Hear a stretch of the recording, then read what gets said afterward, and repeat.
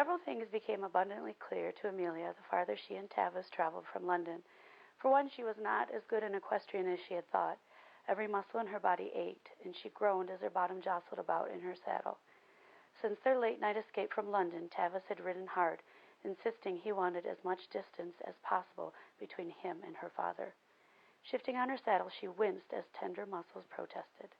"When I envisioned running away with you, Tavis Maguire," she muttered under her breath, "it did not involve spending our days riding as if the hounds of hell were chasing us halfway across England."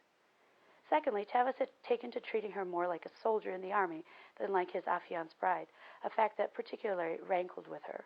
For over 4 days and nights they had ridden north, barely stopping to eat and sleep. When they did finally quit for the day, was it ever to enter one of those quaint little villages she had seen that looked like it boasted an inn with hot food and a bed softer than a slab of granite? "I wouldn't know, since I've been eating cold biscuits and cheese and sleeping on a bedroll out under the stars." She shot a murderous glance at Tavis, who was, as usual, riding several lengths in front of her. "Cold and alone," she gritted out.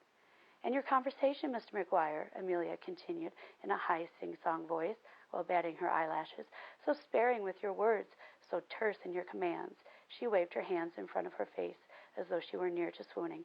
"Why, I positively went loose in the knees last night when you grunted at me to quit my yapping and go to sleep."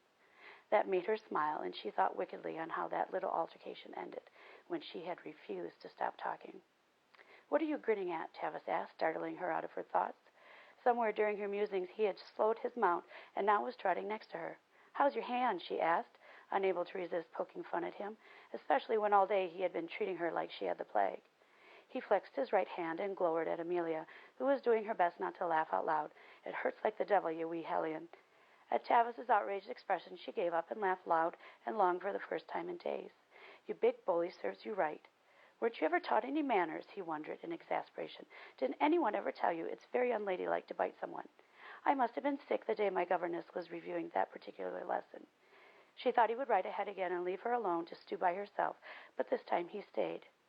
"Besides," she added, unable to resist adding her own jab, "I didn't see evidence of your gentlemanly behavior when you tossed me around like a sack of flour and clapped your hand over my mouth so I would stop my yapping." There was an awkward silence next to her, and when she peeked over at Tavis, his entire face had gone alarmingly red, and there was a tiny tick jumping in his jaw.